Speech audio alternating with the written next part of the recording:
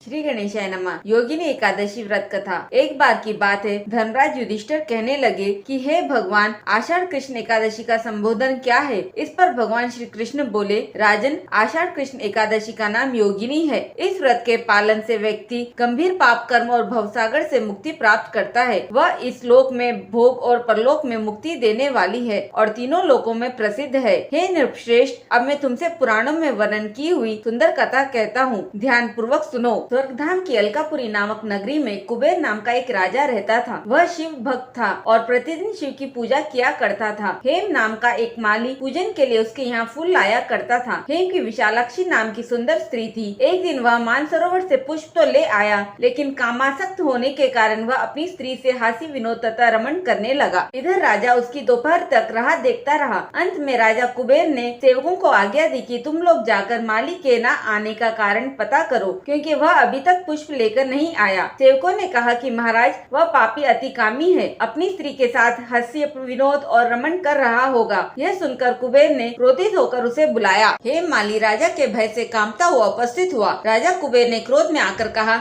अरे पापी नीच कामी, तूने मेरे परम पूजनीय ईश्वर के ईश्वर श्री शिवजी महाराज का अनादर किया है, इसलिए मैं तुझे श्राप देता हूँ कि तू स्त्री का वियोग सहेगा और मृत्यु लोक में जाकर कोढ़ी होगा। कुबेर के श्राप से हेम माली का स्वर्ग से पतन हो गया और वह उसी क्षण पृथ्वी पर गिर गया। भूतल पर आते ही उसके शरीर में श्वेत कोढ़ हो गया। उसकी स्त्री भी उसी समय अंतर्धान हो गई। मृत्युलोक में आकर माली ने महान दुख भोगे। भयानक जंगल में जाकर बिना अन्न और जल के भटकता रहा। रात्रि को निद्रा भी नहीं आती थी, परंतु शिवजी की पूजा के प्रभाव से उसको पिछले जन्म की स्मृति का ज्ञान अवश्य रहा। घूमते घूमते एक दिन वह मार्कंडे ऋषि के आश्रम में पहुँच गया, जो ब्रह्मा जी से भी अधिक वृद्ध थे और जिनका आश्रम ब्रह्मा की सभा के समान लगता था। हेम माली वहां जाकर उनके पैरों में पड़ गया। उसे देखकर मार्कंडे ऋषि बोले, तुमने ऐसा कौन सा पाप किया है जिसके प्रभाव से यह हालत हो गई।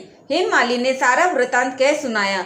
यह सुनकर ऋषि बोले, निश्चित ही तूने मेरे सम्मुख सत्य वचन कहे हैं, इसलिए तेरे उद्धार के लिए मैं एक व्रत बताता हूँ। यदि तू आषाढ़ मास के कृष्ण पक्ष की योगिनी नामक एकादशी का विधि पूर्वक व्रत करेगा तो तेरे सब पाप नष्ट हो जाएंगे। यह सुनकर हेम माली ने अत्यंत प्रसन्न होकर मुनि को साष्टांग प्रणाम किया। मुनि ने उसे स्नेह के साथ उठाया। हेम माली ने मुनि के कथा अनुसार विधि पूर्वक योगिनी एकादशी का व्रत किया। इस व्रत के प्रभाव से वह कोढ़ से मुक्त हो गया। अपने पुराने स्वरूप में आकर वह अपनी स्त्री के साथ सुखपूर्वक रहने लगा। भगवान श्री कृष्ण ने कहा, हे राजन, यह योगिनी एकादशी का व्रत 88,000 ब्राह्मणों को भोजन कराने के बराबर फल देता है। इसके व्रत से समस्त पाप दूर हो जाते हैं और अंत में स्वर्ग प्राप्त होता है। एक बार प्रेम से बोलिए, राधे राधे।